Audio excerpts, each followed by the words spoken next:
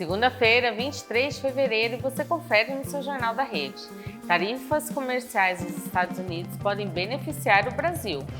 Homenagem aos Mamonas Assassinas em Guarulhos. A Aeromóvel de Guarulhos passou a atender todo o público a partir dessa semana. 2.777 vagas de emprego na região do Alto Tietê. E tem seu Resenha na Rede com o Lucas. Está no ar o seu jornal.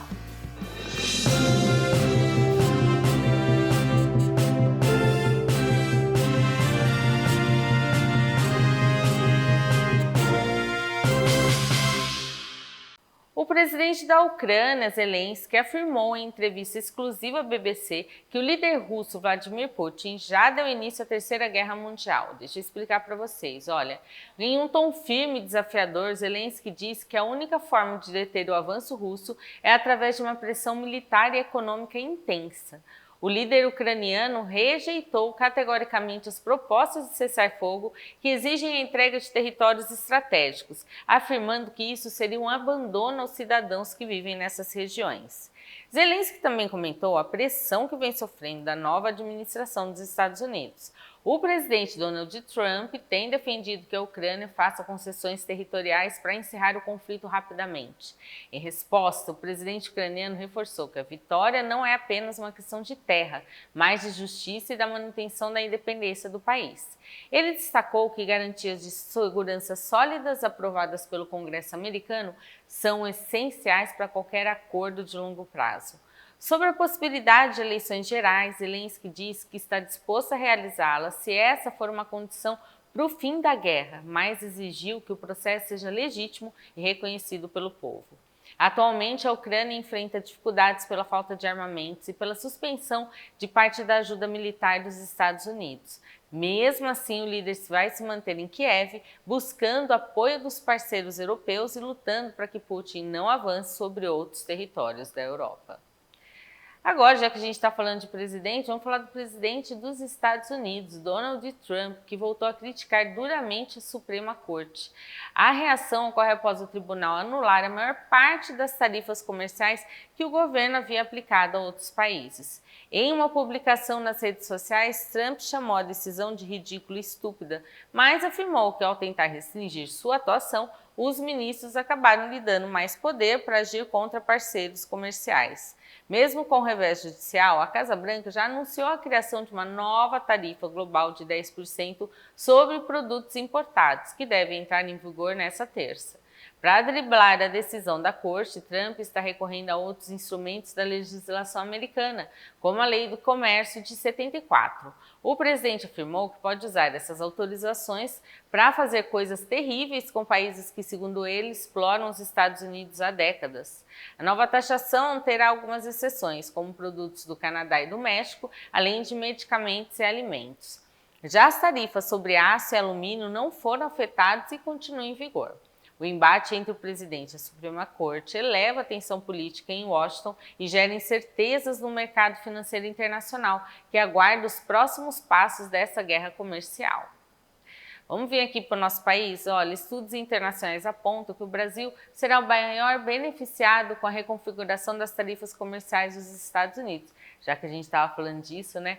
Após a Suprema Corte derrubar esse chamado tarifaço de Donald Trump, o presidente americano anunciou essa nova alíquota global que vai gerar entre 10% e 15%. Na prática, essa mudança representa uma queda de quase 14% na taxação média sobre os produtos brasileiros, em comparação com as regras que estavam em vigor o ano passado. O vice-presidente Geraldo Alckmin comemorou o resultado e afirmou que a medida garante competitividade para as empresas nacionais. Antes da decisão judicial, parte das nossas exportações chegava a enfrentar sobretaxas de 40%. Olha, agora com a tarifa sendo igual para todos os países, o Brasil leva vantagem sobre concorrentes que tinham acordos específicos com Washington, como o Japão e a Coreia do Sul. Alckmin destacou ainda que setores estratégicos como carne, café, celulose e aeronaves estão isentos dessa taxação. No entanto, é preciso atenção aos produtos de aço e alumínio, que continua com essas alíquotas que eu falei anteriormente para vocês. O governo brasileiro vê o cenário com otimismo e prepara uma agenda de negociações para a visita do presidente Lula aos Estados Unidos, prevista para o mês de março.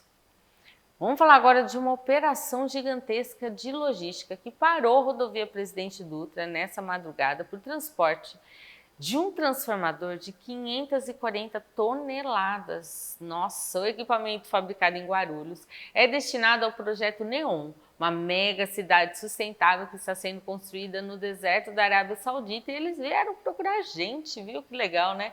Para suportar o peso foi necessário uma supercarreta com 380 pneus e 3 cavalos mecânicos, totalizando 126 metros de comprimento. A viagem extremamente complexa exigiu que os técnicos chamam de trabalho de relojoaria, já que a carga é milionária e muito sensível. O conjunto atravessou pontes, viadutos em uma velocidade média de apenas 5 quilômetros por hora, com engenheiros monitorando as estruturas a todo momento. Devido ao congestionamento no Porto de Santos, o destino final será o Porto de Itaguaí, no Rio de Janeiro, de onde o transformador segue para o Oriente Médio. Apesar da importância econômica, já que a encomenda total são de 14 unidades, gente, o transporte causa impacto na vida de quem usa a rodovia. Motoristas e motoboys relataram esperas de mais de 1 hora durante a interrupção das pistas, que aconteceu de madrugada, hein?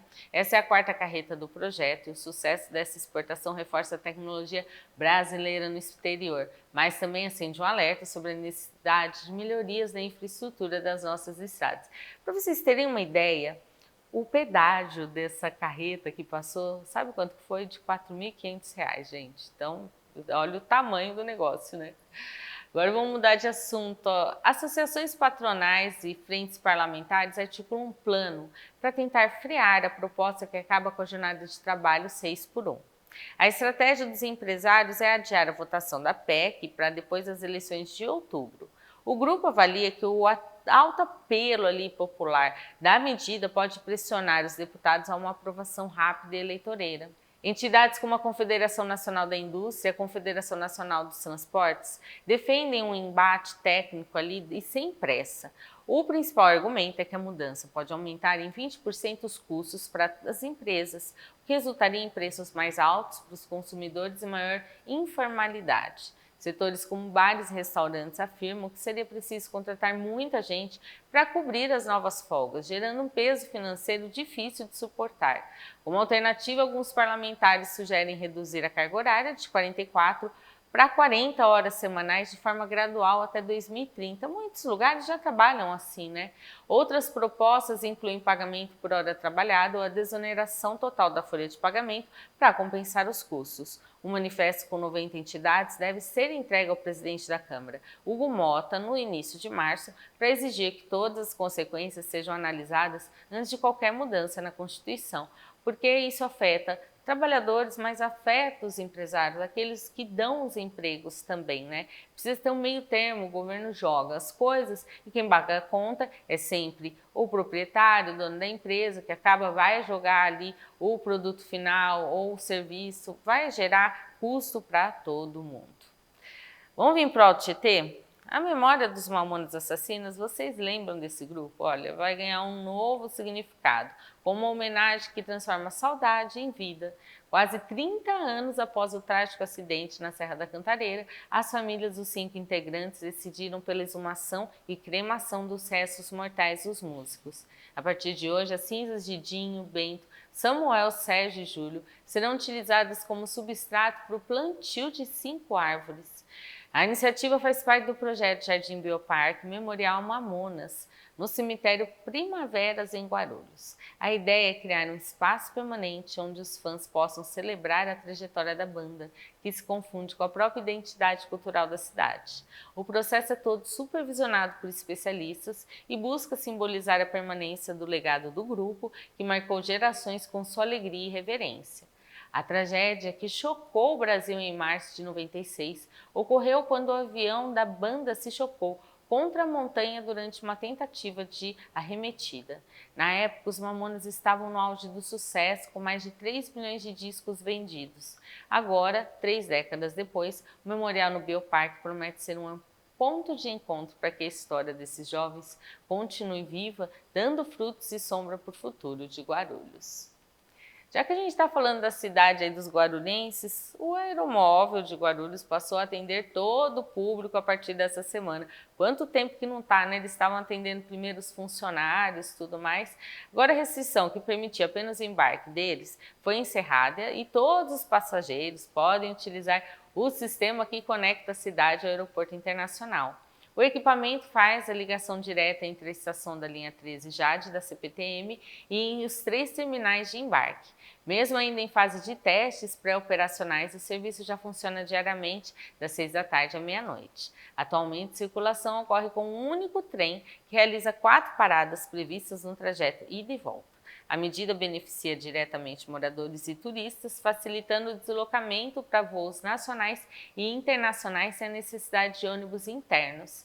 A ampliação do atendimento é um passo importante para fortalecer a mobilidade urbana em Guarulhos e reduzir o tempo de trajeto dos viajantes. A expectativa é que em breve o aeromóvel passe a operar em horário integral, assim que todas as etapas de segurança forem concluídas. Se você tem viagem marcada, fique atento aos horários e aproveite mais essa opção de transporte moderno na nossa região. E pelo menos 4 cidades da região já estão aplicando a chamada taxa do lixo. Você ouviu essa taxinha, esse nomezinho aí? A cobrança, que atende uma exigência do Marco Legal do Saneamento Básico, uma lei federal que obriga os municípios a criarem uma fonte de receita para custear a coleta e o manejo dos resíduos sólidos, tem sido muito falada. E na maioria das cidades, o valor já vem incluído no carnê do IPTU. Em Suzana, a novidade começa a valer agora, com valores que variam de R$ 16 a R$ 400, dependendo do tipo do imóvel. Já em Ferraz, a taxa também é cobrada com IPTU e pode chegar a R$ 700 no caso de grandes áreas. Em Guararema, a Prefeitura informa que arca com metade do custo total e a outra metade é dividida pela população. O caso mais diferente é o de Itaquá, onde o morador recebe o carnê separado para o serviço. Para as residências, o valor fica em média de R$ 10 a R$ 15 por mês. É importante lembrar que o não pagamento dessa taxa pode gerar dívida ativa e cobrança judicial. Será que é bom quando a gente separa, né? Esquecer de pagar esse carnezinho? Por outro lado, cidades como Mogi e Arujá informaram que, por enquanto, não estão aplicando essa cobrança. Vamos ver o que vai dar, hein? Agora a gente vai falar de detalhes chocantes que revelam a violência sofrida por uma família feita refém no sítio no bairro Jardim Luiz, em Guararema. Nesse domingo, 5 pessoas, incluindo uma idosa de 85 anos e 2 crianças, foram rendidas por uma quadrilha armada. Sob fortes ameaças de morte, os criminosos obrigaram um idoso de 64 anos a transferir R$ 140 mil. A vítima relatou que chegou a ter uma arma apontada para a cabeça ao errar uma das senhas bancárias, que eu acho que na hora do nervoso, né? Para liberar o dinheiro de um investimento, os ladrões forçaram o homem a fazer o reconhecimento facial pelo celular. Durante toda a ação, os assaltantes recebiam instruções por chamada de vídeo de outros comparsas, que orientavam como realizar as transações financeiras. Após uma troca de tiros, com a polícia militar e uma grande varredura em uma área de mata, 4 homens foram presos em flagrante. A operação contou com o apoio de helicópteros Águia e do sistema de monitoramento de Guararema, que foi fundamental para localizar os veículos de fuga em Mogi e Itaquaquecetuba. 3 armas foram apreendidas e a Polícia Civil continua as investigações para identificar o restante da quadrilha. A Defesa Civil de Mogi interditou nesse sábado o mezanino administrativo do cinema do Pátio Murupema Shopping. A medida foi tomada de forma preventiva após técnicos constatarem fissuras e trincas na alvenaria do 6º andar. O órgão orientou a manutenção do escoramento na área e o cinema segue fechado para reparos. Em nota oficial, a administração do Pátio Murupema esclareceu que o cinema encontra-se temporariamente fechado para manutenção técnica. Mas, olha, o shopping reforçou que a área interditada pela Defesa Civil é restrita ali ao uso administrativo e não tem acesso ao público. O texto afirma ainda que os apontamentos do órgão já estavam sendo seguidos preventivamente pelo empreendimento. O comunicado também explica que algumas operações da praça de alimentação precisaram ser suspensas momentaneamente no sábado para evitar transtornos, mas que as atividades já foram plenamente retomadas. O Urupema reforça que as demais áreas do shopping seguem funcionando normalmente, dentro de todas as normas de segurança. A Defesa Civil vai continuar monitorando o local para garantir a integridade dos frequentadores. E no próximo bloco tem vagas de emprego por toda a região e mais, chuvas causam transtornos para moradores no litoral. Fica aí que voltamos já já.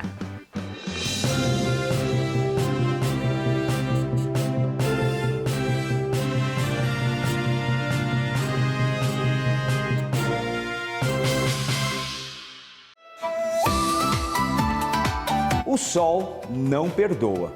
E nos dias mais quentes do ano, seu corpo pede por algo que devolva a energia sem pesar na rotina. Você não quer apenas comer, você quer se sentir renovado. Conheça o segredo da máxima refrescância para o seu verão: Moyashi Goro. O Moyashi Goro é o ápice da pureza. Cultivado de forma totalmente hidropônica, ele cresce sem qualquer contato com a terra. É um processo limpo, onde cada broto se desenvolve apenas com o que a natureza tem de melhor: água fresca e cristalina. Sem aditivos, sem conservantes e sem truques. É a vitalidade da água transformada em alimento. Esqueça das saladas comuns. Estamos falando de uma explosão de textura. É o estalo da crocância absoluta que transforma cada refeição em um momento de prazer real. O Moyashi Goro traz aquele frescor que parece hidratar a alma a cada mordida. Mas não é só sobre sabor não, é sobre inteligência nutricional. Este é um alimento vivo, rico em fibras, carregado de vitaminas e com um mínimo de calorias. É o combustível puro que o seu corpo exige para manter o ritmo, fortalecendo a saúde enquanto você aproveita o melhor da estação. Neste verão, não aceite o básico, eleve o nível do seu prato com a segurança de um cultivo impecável. Escolha o vigor, escolha a leveza. Moyashi Goro, a definição definitiva de crocância. Procure hoje mesmo no setor de hortifruti. Goro, fazendo sempre o melhor para você.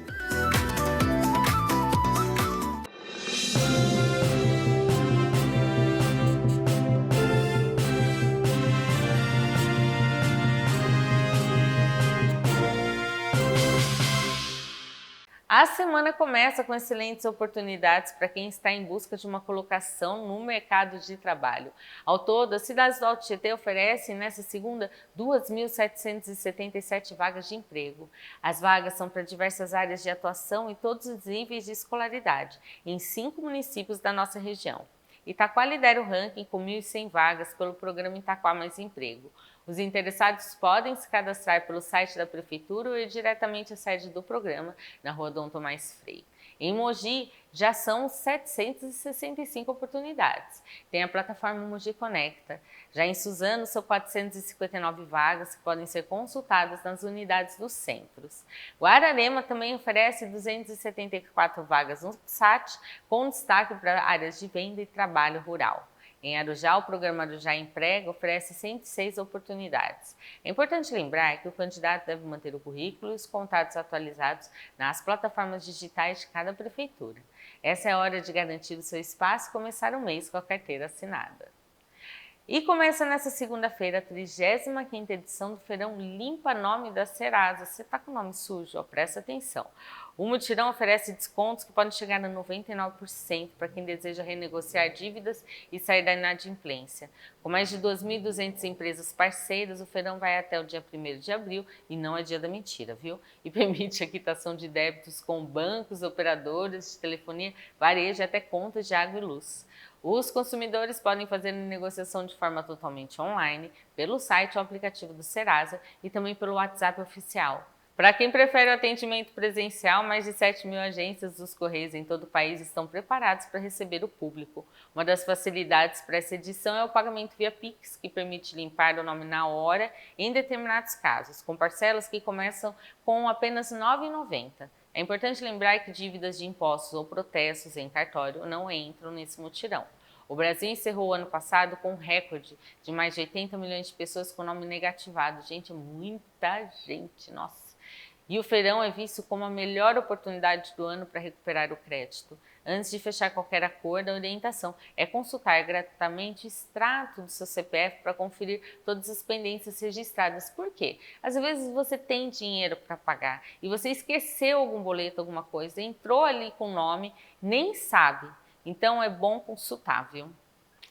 Mudar de assunto, hein? Falar das fortes chuvas que atingiram a região nesse final de semana e causaram sérios transtornos nas rodovias que dão acesso ao litoral norte. A rodovia Mogi-Bertioga chegou a ficar totalmente interditada nesse domingo devido à queda de barreiras nos quilômetros 77 e 98. A pista só foi liberada para o tráfego no final da noite, mas as equipes de emergência seguem em estado de atenção. A situação é ainda mais crítica na rodovia Oswaldo Cruz, que segue totalmente fechada na altura de Ubatuba por causa de um deslizamento de terra.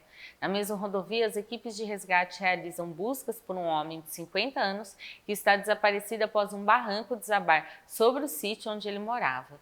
Já na Tamoios, o trecho da Serra Antiga está interditado e o trânsito segue em sistema de comboio pelos túneis da Serra Nova. Em Ubatuba, o temporal afetou mais de 400 casas e deixou famílias desabrigadas. A Defesa Civil Estadual alerta que o solo continua muito encharcado e novos deslizamentos não estão descartados. Para quem precisa se deslocar para o litoral, a recomendação é priorizar o sistema Anchieta Imigrantes ou consultar as condições das vias antes de sair de casa. É a melhor opção, viu? E já que a gente está falando de chuva, vamos ver como é que fica o tempo para amanhã? Em Mogi, a terça inicia parcialmente nublada, com temperaturas amenas. À tarde, temos previsão de trovoada e chuva fraca, mínima de 18 graus e máxima de 28. Em Arujá, o cenário se mantém com mínima de 17 e máxima de 27 graus. A Prefeitura de Suzano começou hoje as inscrições para novos alunos do projeto Oficina Corporal. São quase 300 vagas para atividades gratuitas que estimulam a prática de exercícios físicos e o bem-estar. As opções incluem aula de pilates solo, alongamento, circuito funcional, aero HIIT e treinamentos focados em fortalecimento muscular. Os interessados devem comparecer pessoalmente à Arena Suzano, dentro do Max Pfeffer, até a próxima sexta. Gente, vai acabar logo, hein? O atendimento acontece em 2 períodos, das 8 às 11 e das 6 às 8 da noite. Para se cadastrar, é preciso apresentar um documento com foto, comprovante de endereço e 2 fotos 3x4. Quem tiver condições de saúde sensíveis à atividade física também deve levar o atestado médico. As aulas estão previstas para começar no dia 2 de março, com horários que se iniciam às 7 da manhã. O projeto é acompanhado por profissionais de educação física e busca melhorar a postura, flexibilidade e resistência dos participantes. É uma ótima oportunidade para quem quer sair do sedentarismo, com orientação profissional e sem custo nenhum. E no próximo bloco tem seu Resenha na Rede com o Lucas. Fica aí que seu Jornal da Rede volta já já.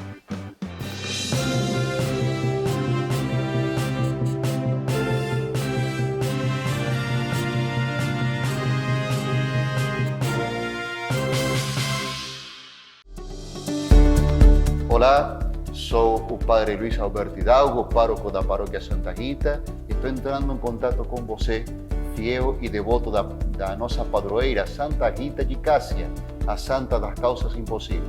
Em nossa paróquia temos uma réplica do corpo incorrupto de Santa Rita de Cássia, a única réplica aqui em São Paulo.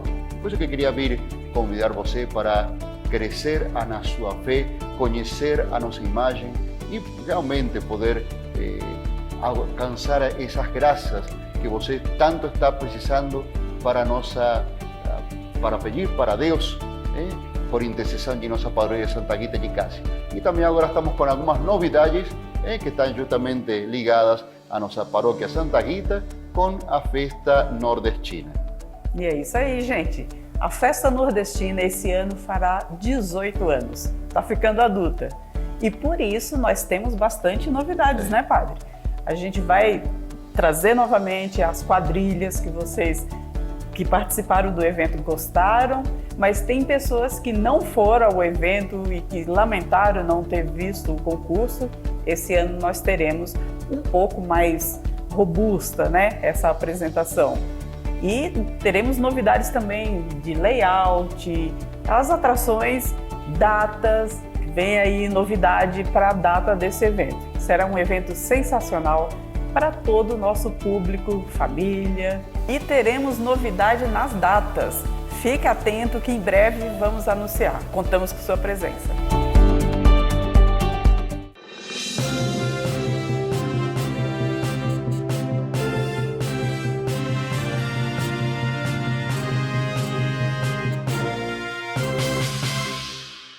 Fala pessoal, seu Resenha na Rede já começando na segunda-feira e é hora de falar das eliminatórias do Paulistão, porque o São Paulo foi o primeiro semifinalista dessa edição do torneio. Jogando fora de casa, o tricolor venceu o Bragantino por 2-1 no estádio Cícero de Souza Marques. Bobadilha e Lucas marcaram os gols do São Paulo, enquanto Gustavo Marques diminuiu para o Massa Bruta. Com o resultado, o Bragantino sofreu a primeira derrota na competição mas foi suficiente para eliminar a equipe. E ainda no sábado, agora um pouco mais tarde, Palmeiras garantiu a vaga na semifinal pelo 13º ano consecutivo. Na Arena Barueri, o Verdão goleou o Capivariano por 4-0. Vitor Roque foi o grande destaque, com 2 gols ainda no primeiro tempo. Andréas Pereira marcou de pênalti e Ramon Sousa fechou a goleada nos acréscimos da segunda etapa. Vale destacar que a partida também marcou a estreia de John Arias, principal reforço alviverde na temporada. Ele entrou aos 32 minutos do segundo tempo e sofreu a penalidade que originou um dos gols. E a rodada continua no domingo, com a vez dos alvinegros entrarem em campo. Na parte da tarde, com um gol no último lance da partida, o Novo Horizontino venceu o Santos por 2-1 e garantiu vaga na semifinal do Paulistão. O duelo pelas quartas de final foi disputado no estádio Jorge Ismael de Biase, o Jorjão, em Novo Horizonte. Rômulo abriu o placar ainda no primeiro tempo. Gabriel Bontempo empatou para o Peixe na etapa complementar com um golaço. E a decisão, quando parecia se encaminhar ali para os pênaltis, Léo Naldi marcou aos 51 minutos após cruzamento de Vinícius Paiva e com esse gol garantiu então a classificação do Tigre do Vale e eliminou por consequência o Santos do estadual. E você deve estar se perguntando por aí, e o Neymar entrou em campo, o Neymar jogou? Pois é, camisa 10 até jogou, mas teve uma atuação discreta e falhou no lance que originou o primeiro gol do Novo Horizontino. Não tá fácil para o Peixe, não tá fácil para o Neymar, até quando ele volta não consegue ser o suficiente. E agora o Santos vai ter todo esse tempo aí para se preparar para os jogos do Brasileirão, não vai mais dividir o foco com o Campeonato Paulista. Quem segue são os 3 grandes e o Novo Horizontino. Acabei dando spoiler aqui para vocês, porque foi com emoção, mas o Corinthians bateu a Portuguesa nos pênaltis e também avançou à semifinal do Paulistão. Após empate por 1-1 no tempo normal no Canindé, o Timão venceu por 8-7 nas penalidades. A Lusa começou melhor. Hugo Souza chegou a defender o pênalti cobrado por René ainda no primeiro tempo. Mesmo assim, Zé Vitor abriu o placar com um chute de fora da área. A Portuguesa administrou a vantagem até os acréscimos da segunda etapa e Vitinho marcou seu primeiro gol pelo Corinthians, levando assim a decisão para os pênaltis. Nas cobranças, a estrela de Hugo Souza brilhou novamente e garantiu o Timão na semifinal. O Corinthians abriu ali essa disputa de pênaltis com o Garro perdendo o pênalti, o goleiro da Portuguesa conseguiu fazer a defesa, mas depois o Hugo foi quem brilhou, fez ali as defesas importantes e os outros cobradores do Corinthians todos conseguiram converter e o Timão avançou para as semifinais. Nessas próximas fases teremos o choque rei com Palmeiras e São Paulo e Novo Horizontino e Corinthians. Mais detalhes em breve, mas já adianto que os jogos acontecerão no próximo final de semana e a decisão em si com ida e volta, né, já na final, no meio da próxima semana, e aí no outro final de semana do dia 7 e 8 de março. Então deve ser quando teremos as finais, né? Agora são as semis, depois as finais. E agora saindo dos campos, em quadra, Suzano Vôlei acabou superado novamente na Superliga. Na noite desse sábado, em Uberlândia, o Praia Clube venceu o Suzano por 3-0, com parciais de 26-24, 25-21 e 25-17. Pela 18ª rodada, a 7ª do retorno. Foi o terceiro triunfo do Praia sobre o time paulista na temporada. Antes, já havia vencido no primeiro turno por 3-2 e nas quartas de final da Copa Brasil por 3-0. Com o resultado, o Praia, que vinha de 2 derrotas, recupera a vice-liderança com 39 pontos. Tem a mesma pontuação do Campinas, mas leva vantagem nos critérios de desempate. O Suzano, que não contou com o oposto Guilherme Sabino, que estava fora por um problema no ombro, sofreu a segunda derrota consecutiva. Ainda assim, segue na 5ª colocação, com 26 pontos. A equipe paulista volta à quadra no dia 11 de março contra o Campinas, às 7 da noite, na Arena Suzano. Já o Mogi Basquete venceu o São José por 78-68, no ginásio Hugo Ramos, pelo segundo turno do NBB Caixa. Com o apoio da torcida, a equipe mogiana conquistou mais um resultado positivo em casa. Dominante no início, Mogi fechou o primeiro quarto em 31-15. São José reagiu no segundo período, mas o time da casa foi para o intervalo vencendo por 46-34. Os visitantes venceram o terceiro quarto, encostaram no placar, mas no último período o Mogi retomou o controle, abriu 11-0 no início e fechou a parcial em 17-9, confirmando então mais uma vitória. Paulo Lourenço foi um dos destaques, com duplo-duplo de 15 pontos e 10 rebotes. Charles Hinkle foi o cestinha do jogo, com 20 pontos. Dikembe André somou 11 rebotes e Anderson Barbosa contribuiu com 11 pontos. Próximo compromisso do Mogi será no dia 5 de março, às 8 da noite, no Ugão, contra o Pinheiros. Então, essas foram as principais notícias do esporte nesse final de semana, nesse início de semana. Voltaremos mais tarde aqui nessa mesma semana para te informar sobre os detalhes dessas semifinais do Campeonato Paulista. Tem jogos do Campeonato Brasileiro vindo por aí e, é claro, você acompanha todas as novidades por aqui. Esperamos amanhã com mais notícias do Brasil, da região, do mundo. Um abraço, até mais!